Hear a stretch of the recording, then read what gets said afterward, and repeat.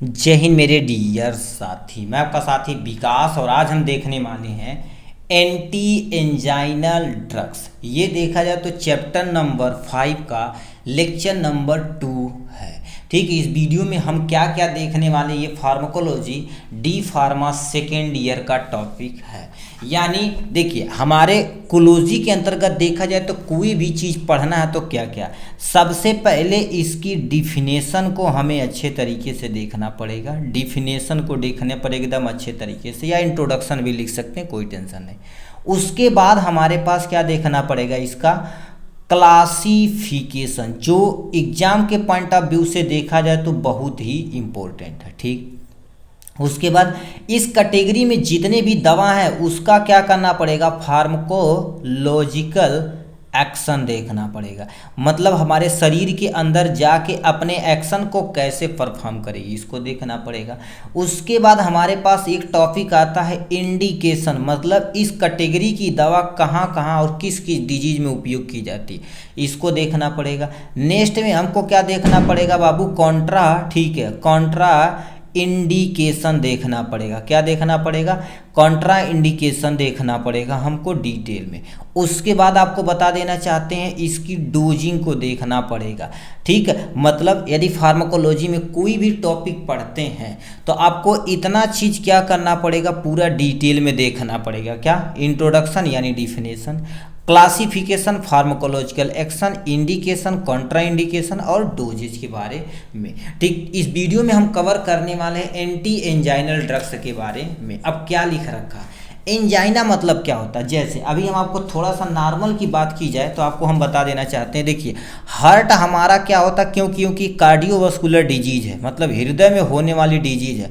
Heart हमारा कितना chamber होता है, 4 चेम्बर होता है। इसकी 3 लेयर होती, 1 लेयर, 2 लेयर, 3 लेयर। अब होता क्या है, इसको ये बीच वाली जो लेयर होती, इसी में हमारे पास डिजीज होती है। इसको, इस लेयर को क्या बोलते हैं, मायोकार्डियल बोला जाता है। क्या बोलते हैं, देखिए इसको क्या बोला जाता है, इक्टो, यानी इसको क्या बोला जाता है, पेरिकार्डियम, मायोकार्डियम, इंडोकार्डियम, 3 लेयर होती है। तो ये मायोकार्डियम में कोई भी दिक्कत होती है, अब क्या दिक्कत होती है एंटी एंजाइनल ड्रग्स में, ये मायोकार्डियम को देखिए, क्योंकि हार्ट दिन रात क्या कर रहा है, कॉन्ट्रैक्ट कर रहा है, रिलैक्स कर रहा है, 1 मिनट में कितना 72 बार ये धड़क रहा है। तो ये बताइए, इसको प्रॉपर ऑक्सीजन चाहिए जिससे एनर्जी प्राप्त मात्रा में मिल सके, जिससे ये वर्क कर सके। बट इस एंटी एंजाइनल डिजीज में होता क्या है, इसमें जो मायोकार्डियम को जो सफिशिएंट ऑक्सीजन चाहिए, मतलब जितना ऑक्सीजन चाहिए उतना नहीं मिल पाता, सही से वर्क नहीं कर पाता है, इसलिए बीमारी हो जाती है एंजाइना। एंजाइना को हम आल्सो नोन है चेस्ट पेन के नाम से जाना जाता है। क्या होगा, चेस्ट पेन, यानी एंजाइना को हम क्या बोलते हैं, चेस्ट पेन के नाम से भी जाना जाता है। ठीक है, तो हमारे मायोकार्डियम को सफिशिएंट अमाउंट में ऑक्सीजन नहीं मिल पाती, जिससे हमारा सीने में दर्द होने लगता, उसी कंडीशन को एंजाइनल बोलते हैं। एंजाइना को ट्रीट करने के लिए जिस दवा का उपयोग किया जाता है उसी को एंटी एंजाइनल ड्रग्स बोला जाता है। बस काम खत्म। अब क्या लिख रखा, anti anginal drugs are medication use to relief मतलब कम करने के लिए, और प्रिवेंट मतलब क्या होता है, उसको सही करने के लिए, एंजाइना पेक्टोरिस, यानी तुम्हारे पास क्या कर देता है, एंजाइना पेक्टोरिस को सही करने के लिए by improving myocardial oxygen supply. अभी बोले जो लेयर हो उसको क्या बोलते हैं, मायोकार्डियल बोलते हैं। उसको सफिशिएंट अमाउंट में ऑक्सीजन नहीं मिल पाती तो उस कंडीशन में हमें एंजाइना हो जाता है। यानी एंजाइना पेक्टोरिस एक बीमारी का नाम है जो हृदय में होता है, वो भी खासकर मायोकार्डियल की लेयर में। ठीक, डिक्रीज मायोकार्डियल ऑक्सीजन डिमांड, देखिए जिससे क्या होता है, जितनी डिमांड चाहिए, जैसे हमको चाहिए 50 रुपया, हमको मिल पा रहा सफिशिएंट अमाउंट 50 रुपया, नहीं मिल पाए 10 रुपया मिले तो हमें कितना 40 रुपया की कमी हो गई है। तो उसी तरह से ऑक्सीजन को, यानी हमारे हृदय को, मायोकार्डियल को जितना ऑक्सीजन चाहिए डिमांड के अनुसार उतना नहीं मिल पाता तो दिक्कत होती, उसी कंडीशन को एंजाइना पेक्टोरिस कहा जाता है। बस काम खत्म। अब इस कंडीशन में होता क्या, in this condition blood supply to the heart, अब देखिए हार्ट को जितना ब्लड सप्लाई चाहिए डिक्रीज हो जाती है। डिक्रीज मतलब कम हो जाती है। सो द हर्ट मसल, मतलब हर्ट मसल को जितना चाहिए वो सही से नहीं पहुंच पाता। Do not get sufficient oxygen, मतलब जितना ऑक्सीजन सही चाहिए सफिशियंट अमाउंट में वो नहीं मिल पाता है। ठीक, get sufficient oxygen and nutrient and stop. अब देखिए न्यूट्रिशन भी नहीं मिल पाता, क्यों? क्योंकि ऑक्सीजन से ही क्या होता है, ब्लड सप्लाई के जरिए ही ऑक्सीजन और प्लस में न्यूट्रिशन जाता, वही नहीं जा पाएगा। एंड स्टॉप वर्किंग प्रॉपरली, सही से वर्क नहीं कर पाएगा। जैसे मान लेते हैं अभी कोई वर्कर रखे हैं, उसको मान लेते हैं 400 उसकी मजदूरी है, बट उसको आप कितना 200 दे रहे हैं, 100 दे रहे हैं, तो उसी के अकॉर्डिंग वो कार्य करेगा, सही से काम नहीं करेगा। तो उस कंडीशन को क्या बोला जाता है, एंटी एंजाइनल ड्रग्स बोला जाता है। अब इसकी कोई डिफिनेशन, सटीक डिफिनेशन यहाँ पर लिख देना चाहिए था, बट लिखा नहीं गया। आपको हम यहाँ से क्या कर देते हैं, इसकी सटीक डिफिनेशन लिख जाते हैं। ठीक है, अब यहीं पर एक लाइन में लिख देते हैं, तो लिख देते हैं तुम्हारे पास क्या हो जाएगा, दोज सब्सटेंस, ठीक है, दोज ड्रग्स लिख देते हैं। ठीक है, those drugs which are use to, those drugs which are use to, ठीक है, those drugs which are use to treatment of, ठीक है, ये तुम्हारे पास क्या हो जाएगा बाबू, ट्रीटमेंट ऑफ एंजाइना पेक्टोरिस। ये तुम्हारे पास क्या होता है, एंजाइना, ठीक है, एंजाइना पेक्टोरिस, ठीक है, पेक्टोरिस हो जाएगा आपके सामने। पेक्टोरिस क्या लिखा, those drugs which are use to treatment of angina pectoris is called, ठीक है, is called anti anginal drugs बोला जाता है, एंटी एंजाइनल ड्रग्स कहते हैं। डिफिनेशन हो गया, फुल स्टॉप लिख दिया जाता है। क्या लिख दिया गया, दोज ड्रग्स या दोज सब्सटेंस या those medicine which are use to treatment of angina pectoris is known as anginal, anti anginal drugs कहते हैं। ये आपके सामने इंट्रोडक्शन हो गया। अब हम चलते हैं थोड़ा सा क्लासिफिकेशन के बारे में। इसे फर्दर 3 में क्लासिफिकेशन किया गया है। पहला देखा जाए तो वसोडाइलेटर ड्रग्स, बीटा एडिनो रिसेप्टर, ठीक है, एडिनो रिसेप्टर पूरा लिखना चाहिए था, एडिनो रिसेप्टर होता है, ठीक है, एड्रीनोसेप्टर जिसे हम बीटा क्या कहते हैं, ब्लॉकर बोला जाता है, ठीक है, मेटाबॉलिक मॉडिफायर होते। तो ये 3 कैटेगरी में फर्दर डिवीजन किया गया। वसोडाइलेटर क्या होता है, जो हमारे पास वेसल है उसको डायलेट मतलब थोड़ा सा क्या कर देती है, चौड़ा कर देती है। बताओ चौड़ा करेगी तो जब चौड़ा होगा तो ब्लड का सप्लाई बढ़ेगा, ब्लड का सप्लाई बढ़ेगा तो जितना ऑक्सीजन जितना न्यूट्रिशन चाहिए वो सफिशियंट अमाउंट में लेगा। ठीक, ये हो गया। अब यहाँ से क्या हो जाता है, बीटा ब्लॉकर जो क्या कर देता है, बीटा सेल होता है उसी को ब्लॉक कर देता है। अब देखा जाए तो वसोडाइलेटर को फर्दर डिवीजन किया गया। ऑर्गेनिक नाइट्राइट एंड नाइट्रेट होता है। नाइट्रेट मतलब क्या होता है, यदि आप थोड़ा सा पढ़े होंगे नाइट्रेट और नाइट्राइट के बारे में तो ऐसे देखेंगे कहीं कहीं लिखा रहता है 2 पे पॉजिटिव चार्ज, NO3 पे ऐसे लिखा रहता है, ऐसे देखो, तो ये नाइट्रेट और नाइट्राइट के अंतर्गत आता है। अब इसमें क्या करेंगे, ऑर्गेनिक नाइट्राइट या नाइट्रेट में 1-2 एग्जाम्पल लिख देंगे, कैल्शियम चैनल ब्लॉकर 1-2 एग्जाम्पल लिख देंगे, पोटेशियम चैनल ब्लॉकर पे 1-2 एग्जाम्पल लिख देंगे। अब 1-2 एग्जाम्पल बहुत है, यदि बुक पूरा डिटेल में पढ़ना चाहते हैं तो भी आपको कहेंगे तो लिख दिया जाएगा, बट एग्जाम के पॉइंट ऑफ व्यू से कम 1-2 एग्जाम्पल आपको लिखना ही लिखना पड़ेगा। तो ऑर्गेनिक नाइट्राइट एंड नाइट्रेट होता है, तो इसके अंतर्गत तुम्हारे पास क्या हो जाता है, सबसे बेस्ट एग्जाम्पल हमारे पास क्या हो जाता है, एमाइल नाइट्रेट इसका एग्जाम्पल आता है, ठीक है, नाइट्राइट आ जाता है, एक एग्जाम्पल हो गया। दूसरा एग्जाम्पल तुम्हारे पास क्या हो जाएगा, आइसोबरवाइड लिख देते हैं, ठीक है, हमारे पास क्या हो जाएगा, ठीक है, आइसोसार्बाइड हो जाएगा, क्या हो जाएगा, आइसोसार्बाइड डाइनाइट्राइट हो जाएगा, क्या हो जाएगा, डाइनाइट्रेट लिख देते हैं। ये आपके सामने 2 एग्जाम्पल। अब नेक्स्ट एग्जाम्पल इसी में लिख देते हैं, हमारे पास क्या हो जाएगा बाबू, नाइट्रो, ठीक है, नाइट्रो ग्लिसरीन हो जाएगा, क्या हो जाएगा, ग्लिसरीन हो जाएगा। यहाँ से ये फुल स्टॉप हमने यहाँ से लिख दिया। तो ये आपके सामने 1-2 एग्जाम्पल हमने छाप दिया।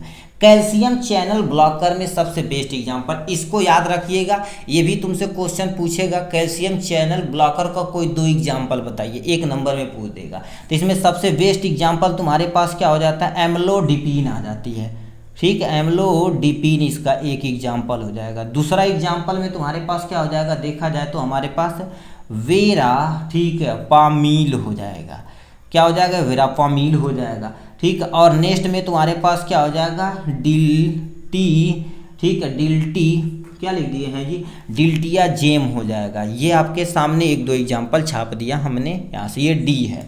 उसके बाद हमारे पास पोटेशियम, ठीक है, पोटेशियम ओपनर चैनल होता है, चैनल ब्लॉकर होता है, ठीक है। ये तुम्हारे पास ओपनर, ये पोटेशियम चैनल को ओपन करता है, बट ब्लॉकर यहाँ पर लिख दिया गया, ठीक है। ब्लॉकर पोटेशियम चैनल ओपनर होता है, जिससे क्या हो जाता है, इसमें ओपनर की जगह, बट यहाँ पर ब्लॉकर की जगह ओपनर लिख दीजिएगा, क्योंकि ब्लॉक करेगा तो हर्ट में हो दिक्कत हो जाएगी, तो ओपन करेगा तो ईजिली काम हो जाएगा। तो ये आपके सामने क्या कर देना, ओपनर लिख देना। इसमें सबसे बेस्ट एग्जाम्पल तुम्हारे पास क्या हो जाएगा, निको रैंडील हो जाएगा, ठीक है। ये आपके सामने एग्जाम्पल हो जाएगा यहाँ से। तो ये हमने क्या कर दिया एग्जाम्पल, यहाँ ओपनर की जगह, सॉरी ब्लॉकर की जगह ओपनर, क्योंकि ब्लॉक करेगा तो और दिक्कत हो जाएगी, ऑक्सीजन की डिमांड हो ही नहीं पाएगा। उसके बाद हमारे पास आते हैं किस पे, बीटा ब्लॉकर पे आते हैं। बीटा ब्लॉकर में तुम्हारे पास कई एग्जाम्पल है, आप सुने होंगे एटेनोलॉल का एग्जाम्पल, एटेनोलॉल एग्जाम्पल लिख सकते हैं। उसके बाद तुम्हारे पास क्या हो जाएगा, नेडोलॉल इसका एग्जाम्पल हो जाएगा। नेक्स्ट में तुम्हारे पास क्या हो जाएगा, प्रोपनोलॉल हो जाएगा आपके सामने एग्जाम्पल, ये हो जाएगा यहाँ से। मेटाबॉलिक मॉडिफायर, मेटाबॉलिक मॉडिफायर में तुम्हारे पास क्या हो जाता है एग्जाम्पल, आपके सामने क्या हो जाएगा, रेनोलाजीन हो जाएगा, ये आपके सामने एग्जाम्पल हो जाएगा यहाँ से। नेक्स्ट में तुम्हारे पास क्या हो जाएगा, ट्राईमेटा, ठीक है, ट्राईमेटा जीडीन हो जाएगा। ये आपके सामने एक एक दो दो एग्जाम्पल हमने छाप दिया है। तो इसके आपके क्या होगा, क्लासिफिकेशन हो गया है आपके सामने यहाँ से। अब इन्हीं दवाइयों के बारे में थोड़ा थोड़ा हम क्या कर देते हैं बाबू, फार्माकोलॉजिकल एक्शन देख लेते हैं। ये जो सामने दवाइयाँ दी गई, नाइट्रेट और नाइट्राइट और नाइट्रेट ड्रग्स होता तो ये करता है क्या, सबसे पहले वसोडाइलेटर, नाम से ही पता, वसोडाइलेटर क्या कर देंगे, जो हमारा पास ब्लड वेसल है उसको थोड़ा सा चौड़ा कर देंगे, जिससे ऑक्सीजन की डिमांड बढ़ जाएगी। Relaxation of the vascular smooth muscle और decrease the myocardial oxygen demand. अब बताइए, जब चौड़ा करेंगे तो ब्लड बहेगा तो ऑक्सीजन और न्यूट्रिशन ले जाएगा, मायोकार्डियल को मिलेगा, काम हो जाएगा। कोरोनरी आर्टरी डायलेशन, अब देखिए आर्टरीज, ये तो यानी वेसो डायलेटर, वेसल्स को डायलेट करेगा, ये आर्टरीज को डायलेट करेगा, जिससे इंप्रूव ब्लड फ्लो टू स्मीक, ठीक है, मतलब ब्लड फ्लो का क्या हो जाएगा, तेज हो जाएगा, जिससे अपना काम हो जाएगा, इंप्रूव बढ़ जाएगा।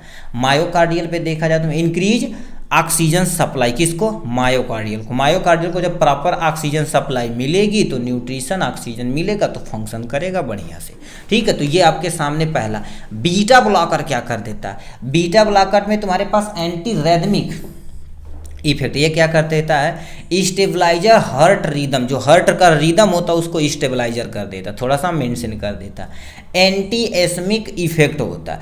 रिड्यूज फ्रीक्वेंसी, ये फ्रीक्वेंसी को क्या करता है, रिड्यूज करता है। और severity of the angina attack, angina जो अटैक्स होता है उसको क्या कर देता है, थोड़ा सा ये बढ़ा देता है, ठीक। तो ये आपके सामने दिया गया क्वेश्चनों में से एक है। कैल्शियम चैनल ब्लॉकर, अब कैल्शियम चैनल ब्लॉकर नाम से ही पता क्या कर देंगे, यहाँ पर ओपनर लिखना चाहिए था, ठीक है, नहीं कैल्शियम चैनल ब्लॉकर, पोटेशियम तुम्हारे पास।